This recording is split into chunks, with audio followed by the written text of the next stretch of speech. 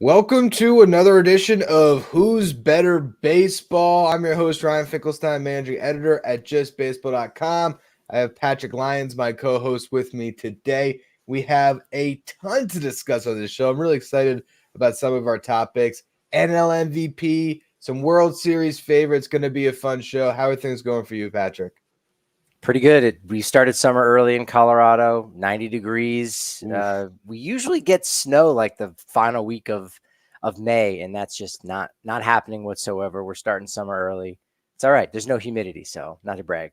Well, I'll tell you, we're getting some precipitation on our end in South Florida. It has been some flood scenes going on down here. Crazy rain for us in South Florida. Typically, you get the hour and a half, just crazy thunderstorm every single day of the summer. We've had like 3 days of nonstop rain, so haven't been able to get out of the house much. But hey, there's been baseball, so I've been fine. I've been doing my thing. I wanted to go through the NL MVP race today instead of both sides of it. You had some of the notes on with the latest going on in our MVP races, but to me, with the American League side, I think it's pretty simple. If Aaron Judge stays healthy, Aaron Judge is your 2024 NL MVP. Is that fair to say at this point? Yeah, I think so. It's like every year with Shohei Ohtani going into the year, he's kind of the favorite. And as long as he's doing Shohei Ohtani type things, you're going to have a historic kind of year in order to bypass him for MVP, which is what happened with Aaron Judge in 2022, where you still go back and look and go, how was Shohei Ohtani not MVP? All right, well, there was somewhat of a historic season for Judge. And now Judge is in that position as the de facto MVP guy. And just with how well he's played over 2.5 months here now, not so much in that first month, but was still fine. He just wasn't Judgian, right? So you're right. It's his to lose, and that doesn't look like it's going to be happening this season. Yeah, we'll see if at some point that race opens up. I mean, there are some great players in the American League. Bobby Witt, Gunnar Henderson, Jose Ramirez, his teammate Juan Soto. But here's Aaron Judge with 25 home runs, looking like he can push for 60 again. And that just feels like a clear finale that we're going to see here, just Judge running away with it. But in the NL side, you do have that guy, Shohei Ohtani. You do have Mookie Betts, who are leading the National League right now when it comes to wins above replacement. But it feels like it's more wide open because Ohtani is only DHing. Mookie Betts, there's now been some talk. Is he going to stay at shortstop? Is it too much for him? And all of a sudden, you're seeing some guys get into the mix. The main one, the guy that's in the picture for our thumbnail today, is Fernando Tatis Jr., a guy who gives you some really good defense, Platinum Glove winner last year, who is all of a sudden starting to hit like himself. Do we buy into the hype that maybe Tatis can make a real push here and actually win the MVP this season?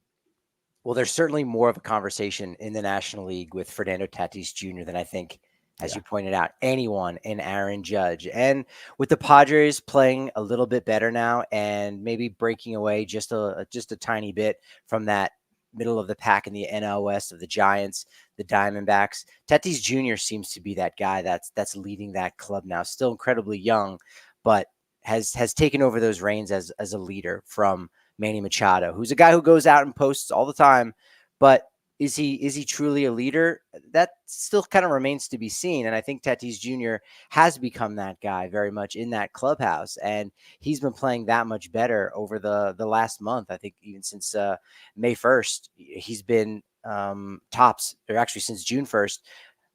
Fernando Tatis Jr. has been tops in terms of wins above replacement and on Fangraphs 1.1. So just this month alone, just providing a ton of value and trying to keep the Padres in the race, not for the NL West pennant, but for one of the final wild card spots.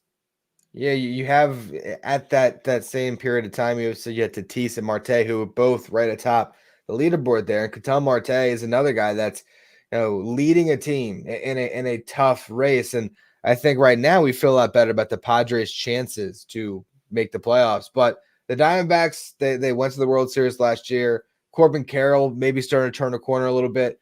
They might just be a team that can make a push because it is so wide open in the National League. And I think when we're talking about some of these guys that we're going to go through that have a chance to get into this race, the team part of it could be a huge component. There's a lot of Dodgers, and I think in some ways that could hurt them all in the voting process if there is a clear Tatis led the Padres to 90 wins and they made the playoffs. And he's also a guy in Tatis that, like, we could see the month where he hits 10 bombs in a month and steals that many bases. He's playing great. Like, the ability to really add the stats, I think, is something that makes Tatis a real candidate. Marte, I'm still curious if he could put together enough of those stats by the end of the year to really be an MVP candidate. But for now, you got to look at where he's at and say, yeah, he is in the running at this moment. Yeah, Marte is such an undervalued player, and Yeah. I think the entire baseball world got to see that last October, and with him leading the Arizona Diamondbacks and going on an incredible run, a hitting streak, right? Just getting on base all the time and being in the middle of absolutely everything. So he deserves, to be in that conversation, but he is obviously further back in the pack with some of those other NLS guys. But the narrative is there for Fernando Tatis Jr. to be that MVP. You could make the case that the players for the Dodgers, well, they're going to split votes or they have one another. So they can only provide so much value. And then Fernando Tatis Jr. for, as you said, going out, having a 10 plus homer month, maybe having a couple of those and doing it through a marine layer in San Diego and leading this organization to a postseason appearance, which is somewhat of a rarity for them, despite all the expectations. And if it really becomes the one that leads that club to some October play, he can get a lot of that credit because it seems like they've been this roster where everyone's been expecting it to happen and it just hasn't clicked. And if he becomes the guy that, if the narrative becomes about him, then yes, I very much think he could end up stealing some votes and it becomes more of a Fernando Tatis Jr. show. So he's got a way to go. He still has the entire second half, but he definitely belongs in the mix, in that conversation for guys who could be there at the end of the season.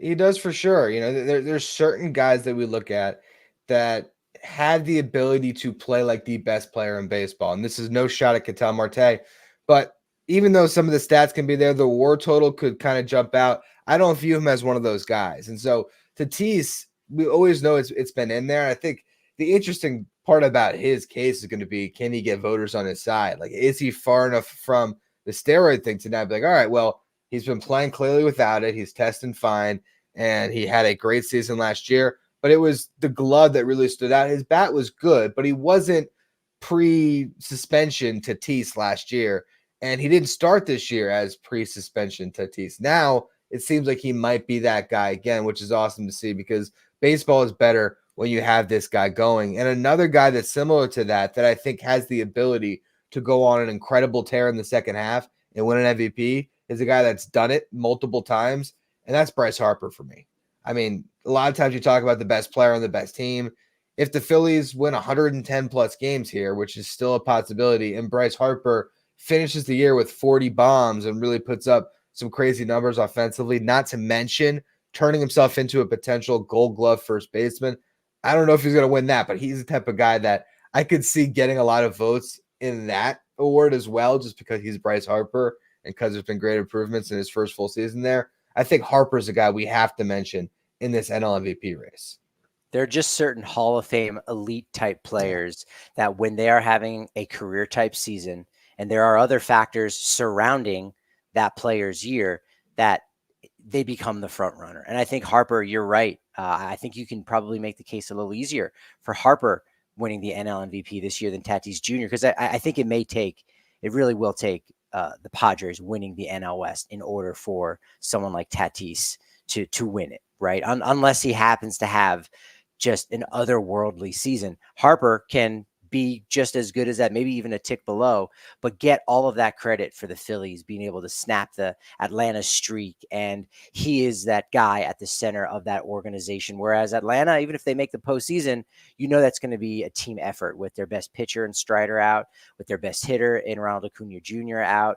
So the Phillies getting it done and doing it with Bryce Harper. And sure, it's now a year after he's changed position, but that is still such a huge undertaking to think about a guy who had 5+ starts in the outfield is now a first baseman. And we're seeing that also in Los Angeles with a guy who had started many games in the outfield, Mookie Betts, going to the dirt and being a shortstop at a really high level. So, I think Harper, you could probably make that case maybe even a little bit better than Fernando Tatis Jr. But the numbers and a first place finish in the division, I think, are sort of paramount to anything else.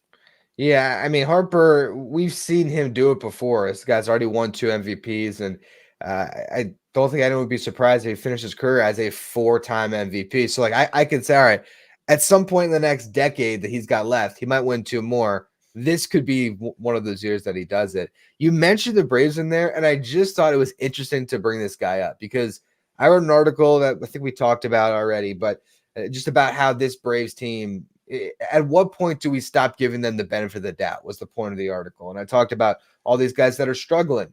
There's one guy that's not struggling, and I could never see him getting voters interested in him for an award like this. But at some point, if Marcell Ozuna continues to do what he's doing, because he's leading the National League in home runs, he's leading the National League in RBIs, he's not quite a rise, but he's right there. Rise at 326 for batting average. Ozuna at 322. On base percentage 396. Slug 604. He's got the best WRC plus in the National League. Marcell Ozuna as a DH at a 2.6 F4, not far off from Ohtani. I'm just saying, if the Braves, let's say the Braves stole this division back, and which I can't imagine, but like because it has to be that overwhelming, right? For Ozuna with his track record off the field to get voter love. I just like, I still can't imagine voters ever actually giving this guy something like that. But if he hits 45 home runs and he's at 57 RBIs already, he drives in, who knows, 130, whatever crazy number it ends at.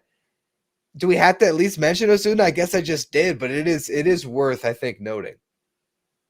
You just basically turned everybody into someone who's rooting against Atlanta now, because that's the goal. I'm a Mets fan, so I'm trying to do. There you go. You're right. I think it would take Atlanta having to win the division, because for Marcell Ozuna to possibly win this award, basically because he loses every tiebreaker. Like Mookie Betts wins every tiebreaker, moving over to shortstop, playing at a high level. Even if they end up the Dodgers end up acquiring someone like a Bo Bichette and he slides over to second base, that is still incredible. It's still impressive. He still did what he did over the first 2+ months of the season. You can't take that away from him.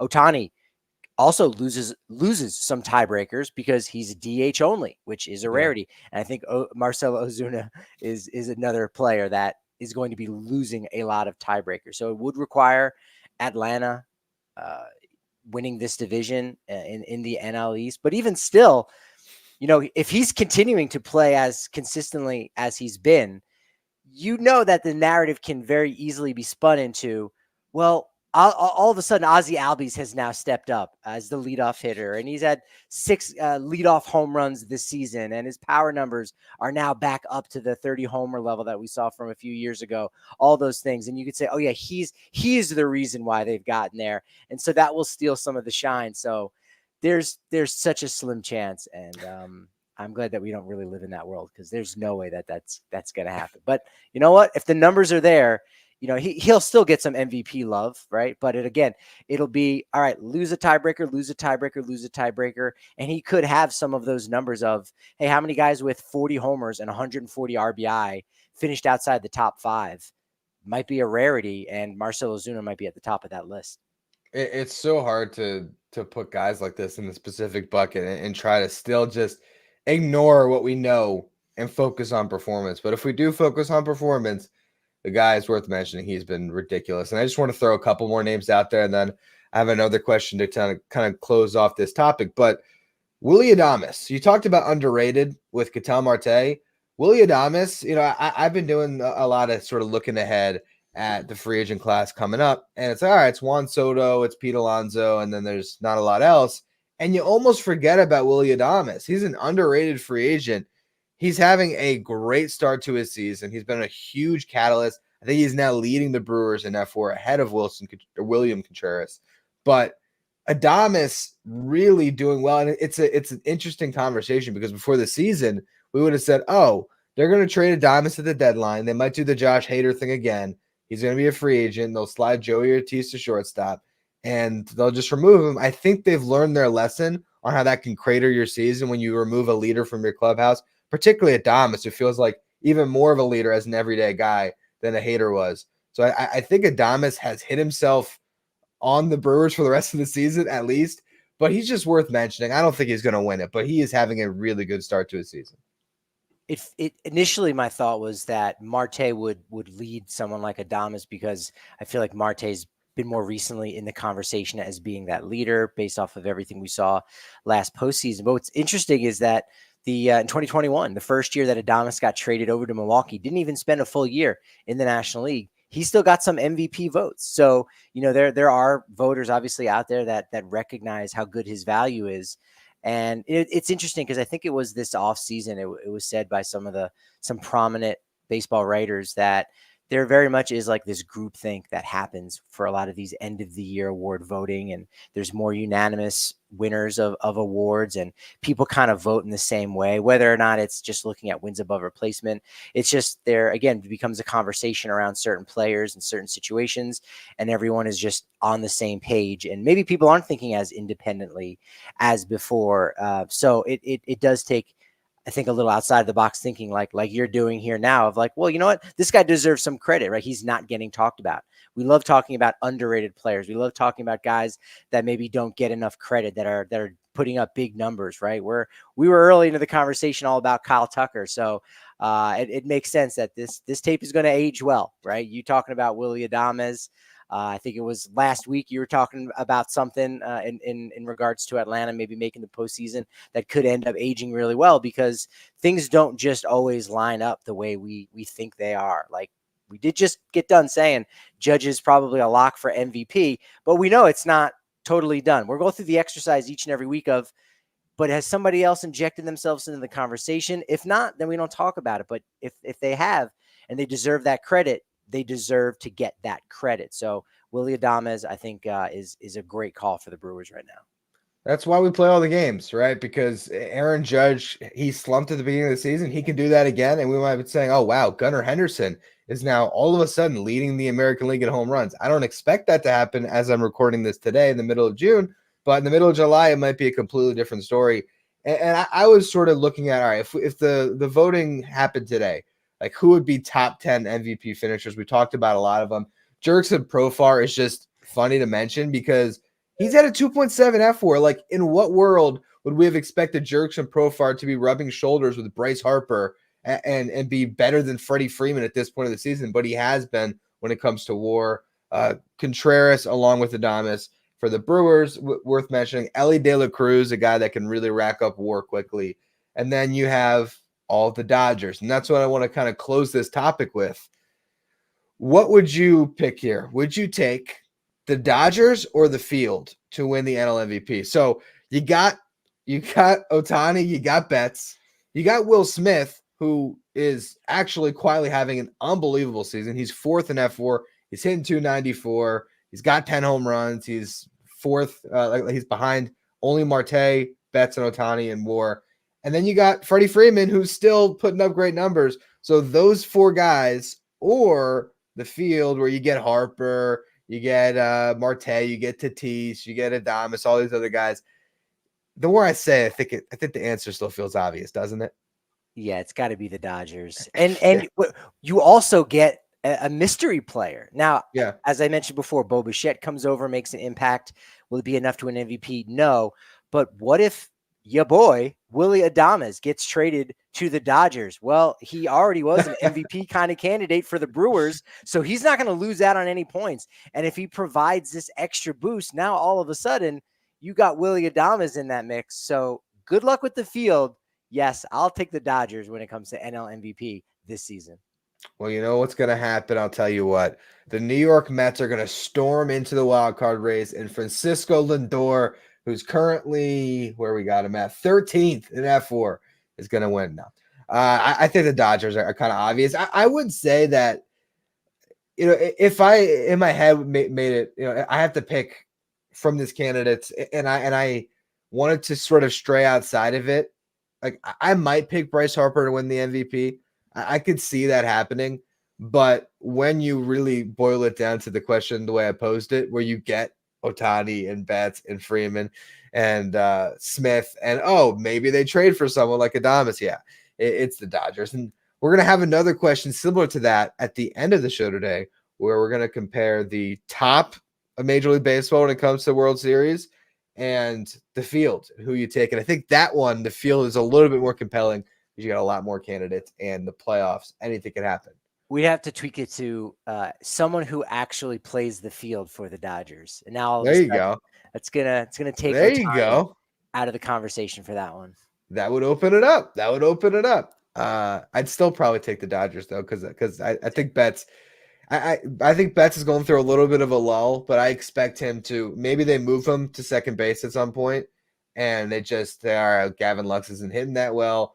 Miguel Rojas playing better. We'll just start Rojas until we add a shortstop at the deadline. We play Betts at second, and then he might just shoot up. So there's a lot of things that can happen with the Dodgers, but and I think because everyone expected the Dodgers to be there, it's not a surprise. And so, okay, they're the favorites, and by they, not just the team, but it's the stars, right? It's the Betts and the Ohtani. But because Philly could be able to do this, and votes are made within, I think it's like a 24-hour period of the final day of the regular season. Maybe it's even 36 hours. So season ends on a Sunday. You got to get your vote in by Monday evening, something like that. So we don't know what's going to happen in the World Series, but if the Phillies are surging and they're fantastic, and going into October, everyone's saying, hey, maybe this is finally the year. Dave Dombrowski, he's assembled all these pieces, and they haven't always worked, but as long as you get into the postseason, you can go on a run, which they've been. But now, finally, they've usurped Atlanta, and this is going to be their season. And Bryce Harper's at the peak of that. He's at the front of that. He could get those votes because, well, Ohtani and Betts did what they were supposed to do. The Dodgers did what they were supposed to do. So how much value did they actually add to their team? I think we know that the conversation isn't just value to the team. It's really the player part is maybe more important in the most valuable player. It's the player versus the value. But I think Bryce Harper probably is the best dark horse, even more so than Fernando Tatis Jr. If you look at the betting odds right now, according to BetMGM, see Mookie Betts at plus 140, Harper at plus 400. So I guess Vegas is on to Harper more than I thought they might be. Then you have Ohtani at plus 450. Everybody else has much longer odds, more than plus 1,000. William Contreras is actually fourth on this list at plus 1,400. Then you got Ozuna. Then you got Tatis. Then you got Ellie De La Cruz. Let me see when this article was published. This was just early this week. So I think Harper is the guy to look at to maybe knock off one of the Dodgers for sure.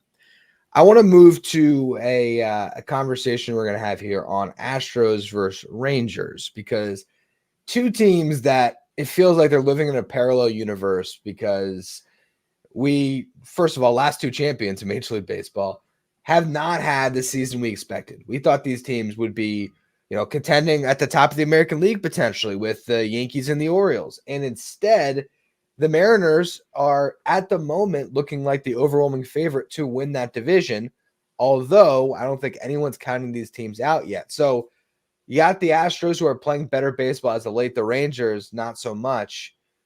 Which one of these two teams do you believe in? Because it's kind of an exercise of what are they going to look like in the second half? What can they do at the deadline? What pieces will they get back from injury? Can they reclaim what we've seen from them in previous years and actually be the teams that they were supposed to be this season? The Rangers are going to be getting a lot back in the second half. Obviously, Max Scherzer, Tyler Mahle should be able to help out a little bit on the back end. And they've got so many guys that are banged up that at some point, they're going to return. That being said, I like the Houston Astros still. I said it early on in the year that they've got such a quality core there that they can last the 162. And they've shown that year in, year out. They've just been able to wrap up the division pretty early on in September. Now they're going to need all 162 games. And I think their roster is just better suited right now for that push. Now the Rangers have been playing a little bit better, which is kind of surprising because they've been bad. And by say recently, talking about like the last week or so, because since May 10th, they are 10-18. the Rangers. Only the A's and White Sox have been worse, right? That got started off by a sweep at the hands of the Rockies. They're also swept by the Phillies, and they've had a couple series wins here in the last few weeks, but still they just haven't been able to build that momentum. And maybe they'll get that when someone like Scherzer is back on the mound for them. But I still just tend to think that Houston, this is still their time, and their window is still open now. Whereas I could see the Rangers maybe retooling things just a little bit with so many free agents, with guys with options for next year, or having, a year plus left on their deal, where Chris Young could get creative and say, well, you know what, if we go to the postseason this year, fine, but we're still just around 500. Let's fight for another day. Let's live to fight another day. Let's trade some of those pieces now, and then go back at it at 2025. I just see that happening, maybe more so than Houston taking that tact.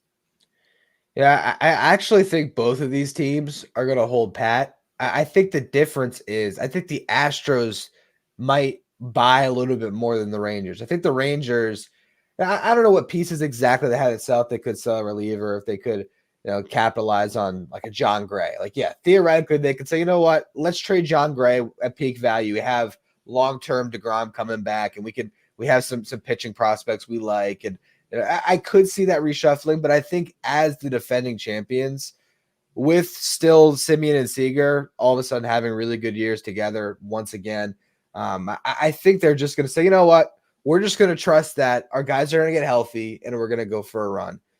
Whereas the Astros, I think they actually have to make some moves. And this is where I knew you and I would differ, which was going to make this a fun topic.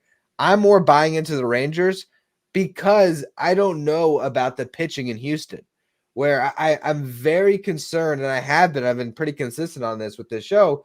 I was saying, I don't know if I buy this Astros team, because I'm looking at this rotation, and outside of Verlander and Valdez, I don't see the other starting pitchers that I really love. You're like, Ronel Blanco's been great this year. Would any of us be shocked if this Cinderella story, struck midnight at some point at the All-Star break, and this guy goes back to being just a pitcher that is a little bit more forgettable in this rotation, and they need him at this point. So I think for the Astros, it really depends what they do at the deadline. Like, who are the pitchers they add in? John Heyman, we were joking before the show. I said, I don't know if I believe John Heyman's reports, because he reports on so many things. He said 2 starters, though. 2 starters that they're going to add. Is that, who do we joke about? I said Eric Fetty. Who'd you say? Jose Urena is gonna be the second one. There you go. Yeah. If they just get some guys that could take the ball, which might be enough for them, quite frankly, is that going to be what will take them over the top, or do they have to swing for the fences? And it doesn't seem like they have the farm system to swing for the fences again. I don't think a Justin Verlander is falling into their laps at this deadline. So that's where I'm more hesitant about the Astros. Yeah, no, that's very fair, right? And the Astros have to now go out and act somewhat desperately to acquire those 2 guys. And yeah, Eric Fetty, really quality, probably. You could even make the case he's like a number 2 starter. That's a good pickup, and I think a lot of teams are going after him. So to your point, are they going to give up the prospect capital for that? And they would still need a second guy that they're hoping to add. Whereas Texas has those guys already in their system. They just are hurt. They're just banged up right now. And you still don't really know what you're going to get when they come back from injury. Scherzer, I think you feel a lot more confident about him actually being Max Scherzer. If DeGrom's able to return just a little bit, we know guys that first year, or the as soon as they return from Tommy John, they're still not themselves. But shoot, you throw Jacob DeGrom in that bullpen, maybe he becomes a closer, goes the John Schmaltz route just a little bit, and closes before going back to starting in 2025. You definitely could see that. And Alex Bregman is playing for a contract this year where he's going to be a free agent, and Kyle Tucker's not too far away from that too. So it's interesting. You're right. As you started off by saying that they're on these similar tracks in so many different ways, and it's hard to know what's going to happen. Now, I know Houston is, I think, who's playing Seattle at Seattle? I think it's Texas. Texas is at Seattle. So this is kind of a big one for them to maybe, stay relevant and stay believing in this roster, and saying, okay, well, we're not that much further out in the standings right now. They're 5.5 games back. Astros are 8 games back of the Mariners in first place, who they've got the starting pitching right now. They're going to be okay. I think it's going to be easier for them to find a hitter to add to their lineup and improve ahead of the trade deadline. Whereas the Rangers and Astros, they both need some more pitching. Rangers already have it. They're just injured right now. Yeah, I think the Mariners, it really is their year. And I hope that they're aggressive with adding that bat, because they are, I think, one really good trade away from being able to run away with this division. I really believe that these other two teams, maybe they do have to fight for a wild card. And I don't know how much better or how much better you have to be to win this division in the wild card this year, because there are some good teams across. But I think it's probably easier for one of them to scratch the wild card. And I think what makes this conversation interesting is I don't think that there's going to be 2 wild card spots for them. I don't think we're going to see 3 teams from the AL West, which you could probably make the argument has been the weakest of the American League division so far. I don't think 3 of them are going to make it. So it really is going to be a slugfest or a battle between these two all year to see who's going to ultimately get it. And it might be the head-to-head matchups when it's all said and done. Every time these two teams in particular play each other, it's going to be a must-watch TV as they try to scratch and claw their way back into this race. If I was going to play devil's advocate on myself when it comes to the Astros, I will acknowledge that Alex Bregman, who was awful to start the year, has pulled himself back over 100 when it comes to WRC+, playing much better. And when you look at the Rangers, yes, they have a lot of bats, but it's really been 2, as well as Josh H. Smith. I guess maybe the third one with Simeon and Seager. But the Astros, it's hard to beat Tucker, Alvarez, Altuve, and Bregman when they're all gone. And so that would be what they can hold their hats on. We still have those 4 guys, and that might be what makes them a little more aggressive, because they can clearly see a window if you get that lineup into a playoff series that they can still win it all this year. It's so interesting to get inside the heads of both GMs for the Rangers and Astros, because I don't know who, I don't want to say is going to be more desperate, but who has more confidence in their future window of contention, because Seager and Simeon, they haven't really lost a step. So you could kind of make the case that the Rangers feel more confident that their future is going to be a little bit brighter. Whereas if you truly do believe that the Astros don't think that their window is going to be open going forward quite as well, and they extended Jose Altuve, but Tucker's a free agent after next season, I believe. So, and again, Justin Verlander's another year older, so they could very well be out of contention a little bit sooner. So that makes them a little bit more desperate. That makes them a little bit more ambitious to go after it this season. And because these two teams are right next to each other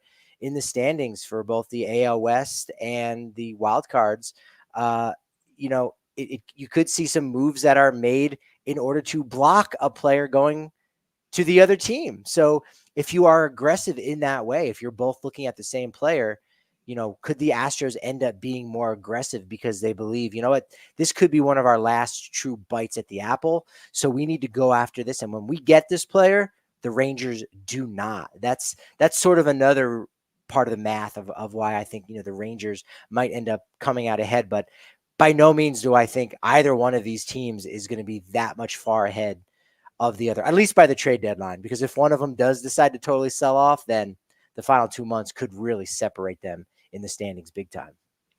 For sure. I think that the analysis of your window is definitely an interesting one, because the Rangers, there really is, outside defending your title, which you always want to do, there's almost no pressure. You just won. You just won the World Series, and you have a farm system that is in much better shape than Houston's.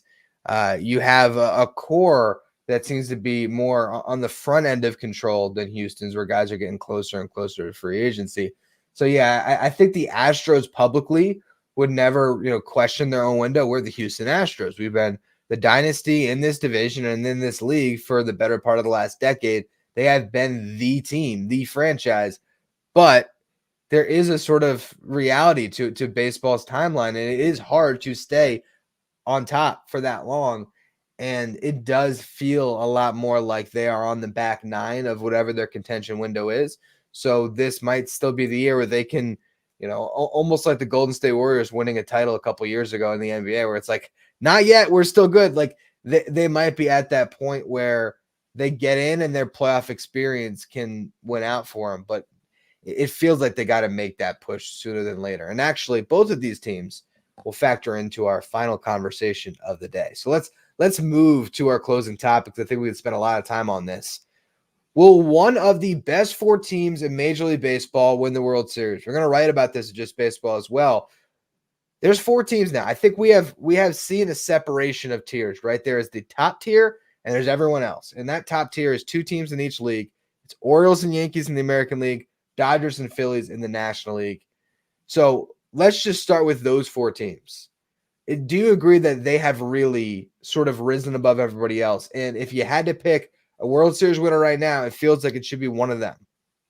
It absolutely does, because you look at so many teams in baseball, even after you take away the bottom tier, even if you take away the Marlins, Rockies, A's, and White Sox, everyone else is just around the middle. There's just a lot of compression, a lot of questions about, well, this team should sell, but they're maybe playing a little bit better than they should. This team was supposed to be a contender, but they haven't been that great. So how are they going to figure some things out? So I think we'll get a normal trade deadline for the most part, but it's going to take a while for things to really develop because everyone is in the middle. But as you said, there's 4 teams very clearly at the top and 2 from each league. And it just shakes out perfectly, as you said, for any one of these 4 teams to take the whole thing and be the World Series champs, especially because their rosters are so solid and you don't really have as many concerns about depth, right? And you say, well, hey, if someone goes down, someone like Atlanta, who we really considered this perennial contender, they lose Spencer Strider earlier in the year, and Ronald Acuna goes down, and all of a sudden they're not the world beaters that everybody predicted that they would be. Well, the Yankees, Orioles, Phillies, and Dodgers, they've got tons of world beaters right now. And if somebody goes down, they'll be able to find a replacement and be able to sustain that. And with still there being 7 weeks or so until the trade deadline, maybe 6 weeks until the trade deadline, if somebody does go down and they're going to be out for a while, you can go ahead and find a replacement. So Phillies are feeling that right now, obviously, with JT Realmuto, who is a player who's incredibly valuable and is kind of underrated for all the things that he does. And if they do need to go out there and make a move, so be it. If they don't, they'll also be okay because they've got a stacked roster of guys that are doing it that you expected them to do it. And it just hasn't been a surprise. Yeah, the Phillies have gone without Trey Turner, and Mundo Sosa just steps in. And that's what you see with good teams. All of a sudden, that role guy just has a little more confidence because the pressure doesn't feel as daunting as it might when you're filling in on a team that's struggling to keep their head above water. For the Phillies, it's like, all right, so let's just go play a ball. He's doing a great job of it. Now we'll see if Garrett Stubbs can do some of that at the catcher position. The Yankees have been without Garrett Cole all year and have still been arguably the best team in baseball. So there's just a certain level that these teams are at that it doesn't feel like any other team can really catch. But what makes this conversation interesting is the fact that the favorites don't always win in Major League Baseball. If you talk about a field of 26 teams, and we can go through all of them, ultimately it's going to boil down during the playoffs to 12 teams. And 4 of them are going to be the ones we're mentioning. We know the Orioles, the Yankees, the Phillies, and the Dodgers will be there no matter what. But there will be 8 other teams, and that's still an 8 out of 12 shot to win the World Series compared to a 4 out of 12 shot. So the field versus those 4 teams. Do you believe in any of these teams? I'm going to rattle them off. Braves, Mariners, Guardians, Royals. Let's actually just start there with those 4. I think they're kind of that tier below the top 4. You could throw the Brewers probably in that conversation as well. So Braves, Mariners, Guardians, Royals, Brewers, and then you have teams that might get way better at the deadline. But there is still a chance that any of those teams, if the Guardians make the right move at the deadline, if the Royals make the right move, if the Braves do the 2021 thing, like there's a chance that one of these teams that we are looking at right now that might just be hovering somewhere in the middle, ends up actually being the one that's holding the trophy when it's all said and done. So if given the choice between the big four and the field, I'm taking the big four because, as you just said, the best teams don't necessarily go into the World Series. And we saw that in 2023, where two of the wild card clubs in the Rangers and the Diamondbacks went on. If you get a first round bye, you get a wild card round bye. That's hurting teams for some reason. Eventually, those top tier clubs will have that figured out by getting the first round bye. But in the big four, we do have two teams from the American League East. So the Yankees, hey, if you get knocked out in the first round because you had 5 days off, so be it. But do you know who stayed sharp? Do you know who stayed hot early on in October and built up that momentum in the wild card round? It's the Baltimore Orioles. So using that logic, which is sound, it's good logic, the Baltimore Orioles are going to win the 2024 World Series. Put a stamp on it. I buy it. I can see it for sure. I mean, the Orioles, they have the rotation to do it. And I think that's the thing about all four of those teams. They all have great rotations. And so for me, if I'm to argue the other side of it, I look at Seattle. And I feel like Seattle is one of the teams that has a real puncher's chance. I want to see them do some stuff at this deadline. Like I said, like I want to see them trade for Pete Alonso maybe, or trade for Luis Robert. And it hurts me to say the Pete Alonso thing, but these are the big bats that are there for them. Grab one of them, because if they can just make this lineup a little bit better so that when they are in the tournament, they have a couple guys that can lead the yard at any time and give their pitchers a lead, it doesn't feel like they need that much. I mean, their rotation is so good. I could see the Mariners going for a run. The Guardians are another team. The Royals, their rotation's been really good. We can never count out the Braves. To me, it almost feels more fun to ride the field. Like maybe I'm just an underdog guy at heart. I agree. I mean, look, if I had to pick one team to win the World Series, I'm picking one of those four.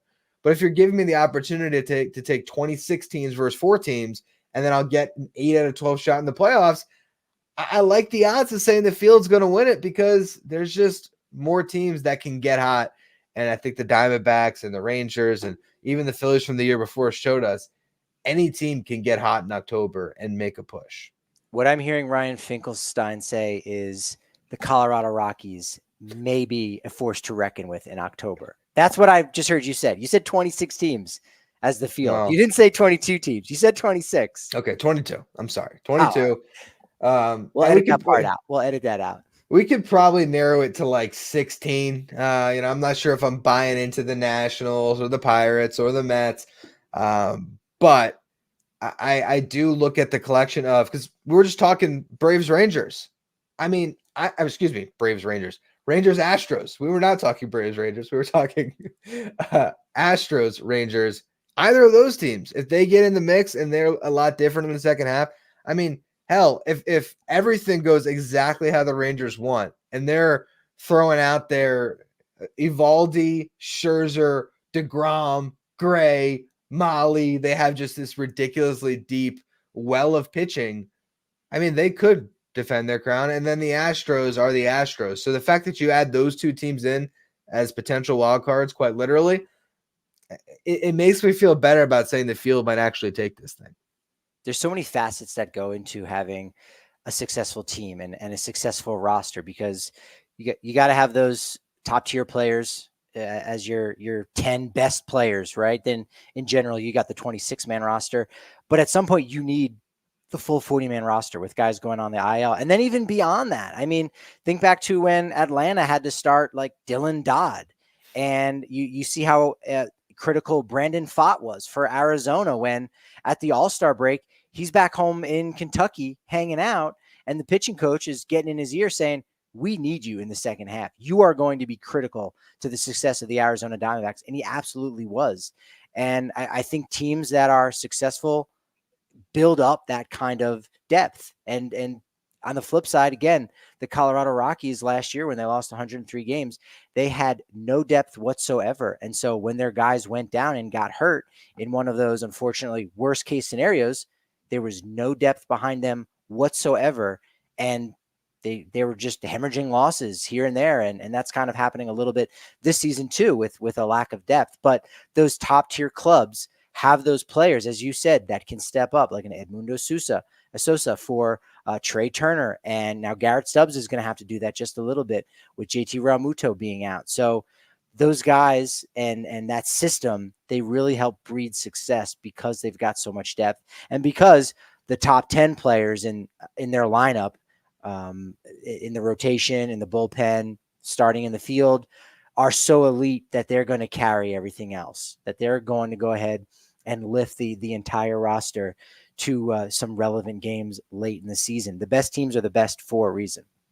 Yeah, I think we have to check the last couple of years and see if it's true. But to me, it almost feels like this top tier is a little further separated than they've been in the past, where we're looking at 4 teams that seem like they might all be 100-win teams that really just are kind of overwhelming favorites at this moment in time, where it's hard to envision that one of the 4 of them is not holding it up. And that's why I wanted to do this exercise, because I'm basically just saying, hey, it's baseball, crazy stuff happens. I'm not really giving you the Mariners was one example where I was like, all right, that's a rotation I believe in. But in a lot of these teams, it's just hoping that some fairy dust hits them at the right time. And the Guardians, who have been amazing this year, go for a run. Or the Royals. I think the one thing that could help the field in this conversation is that those 4 teams that are atop, they've already created a separation. They're going to just kind of coast through this year. Yes, their depth is good enough that it allows them to coast, but there is something to be said, and your Rockies years ago felt this, about that momentum you can grab by having to fight your way into the playoffs. And, we saw that to an extent with the Rangers last year, right? They had a chip on their shoulder when the Astros stole the division from them. And they had to go through all of the tough teams on their road to win a World Series, to have to fight and beat the Orioles and just keep on punching up. And then they had to face the Astros. There were so many different steps that they had to take before they ultimately won it all. I think that's the one thing that the field might have on their side is we don't know what team it is. It could be any, but one of these teams is going to have the right move at the deadline that makes them that much better, and they're gonna get their way into the playoffs at the end, and they're gonna have a tough matchup, and they're gonna upset one of these 4 teams probably in that wild card round potentially, or maybe at the wild card round, but in the DS. And those are the things that could build up to a team that we're looking at now and saying, I don't see the Astros winning the World Series this year, to, oh my God, we were fooled. Here they are again, standing up and holding that trophy. It's a fair argument. There's strength in numbers, absolutely, and building up that kind of momentum can be critical in the postseason. It's one of the reasons why Major League Baseball wanted to get away from a single wild card, because that team would surge right in and have the same rights, quote unquote, as a team that was the best in their league. So all of a sudden, wild card round, hey, now you're burning through possibly your best starter, but not guaranteed, because your best starter may have needed to go pitch on game 162 in order to get into that spot in the first place. So that's such a good analysis for why you would want the other 16 to 22 teams in baseball and not just take Orioles, Yankees, Phillies, and Dodgers, because the postseason is just a completely different beast unto itself. And we've seen how the Dodgers have performed other than the pandemic year of 2020. We know the Phillies are always strong in the postseason. So you might even have the most confidence in them than anyone else. But, the Orioles are surging, and they're a team to beat for the future and in the present. And the Yankees are the Yankees. But it's been a while. It's been 15 years since they've won a World Series. So they've got a big hump to get over. Whereas the rest of the field, they're just bright-eyed and bushy-tailed. And hey, we've got nothing to lose. Let's go out and play. No one expected this out of us. So the logic there, it makes a lot of sense. Yeah, it's just when you frame it the way that we have here, of you have so many different bites at the apple with a team that can get hot. It's what makes it a conversation. But now I'm going to change that, where it's going to be a lot clearer. Let's just both pick our World Series matchup right now. Who do you have in the World Series? You mentioned the Orioles. Do you believe Orioles over Yankees? And then on the National League side, you have to pick one team to face off against them. Here we are, middle of June. What do you think is going to happen, 4.5 months from now? The World Series matchup for 2024 is going to be playing this weekend in Baltimore, Maryland. Phillies, Orioles. It's going down. It's a preview. Now, because of interleague play, we get a preview of the World Series every year. It's now guaranteed. But this weekend, June 14th through 16th, you can get your first taste of what's going to go down in October. It's going to be Phillies and it's going to be Orioles. And using the logic that we've all created here and agreed upon, the Orioles are going to end up winning the World Series. And that's not just because I look like a prospect for the Norfolk Tides with my colors today. That was purely coincidental. You really do, honestly. Yeah, I can see it. Yeah. Well, I don't look like a prospect. I look way older. I look like a first base coach. But still, I do not represent the Norfolk Tides, despite the color scheme I've randomly selected today. Maybe not a prospect, but could you be like the catcher that's hung around the minor leagues for a long time, potentially? I mean, I think you still got that in you. I signed out of the independent league. You know, I'm 33, but I've got something to offer. I'm a good teammate. I honestly, I love that as a preview of the World Series. You know, a lot of people were throwing that around when Dodgers-Yankees squared off last week for Sunday Night Baseball. Here it is. This is the big series. These are the teams. And I'll tell you what. If Major League Baseball was like the NBA in the past, in the early 2000s, they could pick who's going to be in there, they would pick Dodgers-Yankees. That's what they'd want over anything. That would draw the biggest ratings. I think they would settle for Yankees-Phillies as well. I think that does well. The funny thing is they probably want no part of the Orioles, despite how good they are, just because of the whole ratings thing. But I love that as a World Series matchup. I don't want to just echo what you said, but to me, that's what I'm hoping happens. I guess I could make the case for Yankees instead of Orioles, and that'd be the only way I differ. But I really see the Phillies as the team that's going to get there. And I actually think the Phillies are going to win it this year. I feel like there's something to be said about certain teams that have a 3-year arc.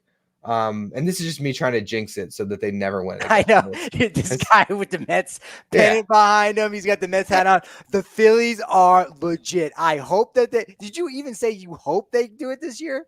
I don't think I said I hope. Check the tape. Roll that back. Producer. Oh, wait. We don't have that. Yeah, that's me in about 30 minutes going through this.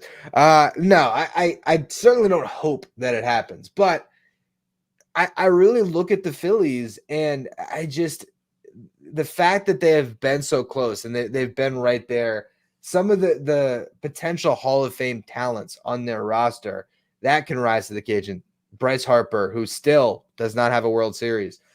Zach Wheeler, who we don't know about Hall of Fame. There's longevity, all that stuff that comes into play. But when it comes to Hall of Fame level contributors in October, Wheeler has been that guy. So I look at those two guys in particular as guys that have been amazing in playoffs in the past. And the collection of talent around them, Ranger Suarez being the story that it is, it just feels like the type of team that is currently authoring a World Series DVD with the way they played this season. But yeah, of course, I'm just trying to jinx them. Yeah, I don't want that to happen. I want any team outside of the Braves and them to win it. That's always, if the Mets can't win as a Mets fan, you just don't want those two teams to win. But that's actually been my existence in the last couple of years, just waiting for them to lose. And man, I was a big Diamondbacks fan last year. I mean, who wasn't? Yeah, they were fun. It's funny. I was talking with my dad last night. We went out for early Father's Day dinner and getting ready for the show and saying, all right, well, what's the best rivalry in baseball? Because Yankees and Red Sox are playing this weekend. And he, as a Yankees fan, said, no, I don't think it's the best rivalry anymore. And I don't necessarily know which is the best, but it just doesn't have the same juice, right? Just doesn't have the same vitriol, I think, between the fans. Sure it is. But as far as players, not so much. And I said, well, you could it's like a 3-team, battle royale between the Mets, Atlanta, and the Phillies.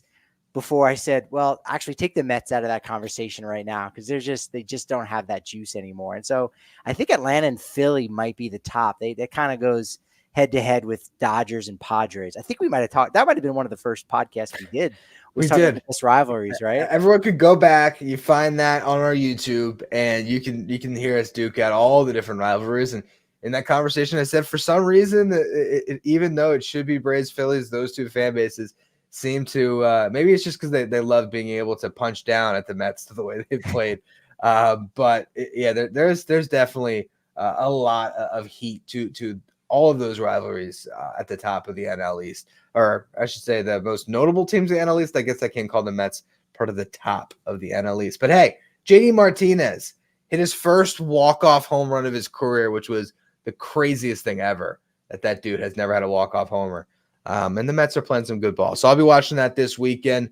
We will be back for a show early next week. Appreciate all of you who tuned into our stream.